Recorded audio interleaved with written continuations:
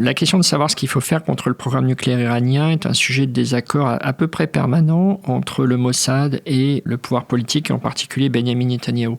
Meir Dagan, qui a été un des chefs marquants du Mossad de la période, a publiquement pris parti dans les derniers mois de son poste de direction du Mossad et puis après, lorsqu'il n'était plus au Mossad et qu'il avait une meilleure liberté de parole, sur le fait que c'était contre-productif de menacer, de bombarder, et que le Mossad était parfaitement capable d'aller frapper chirurgicalement les personnes qu'il fallait éliminer pour retarder, sinon arrêter, le programme nucléaire. Les patrons suivants du Mossad, tous nommés par Netanyahou, et donc tous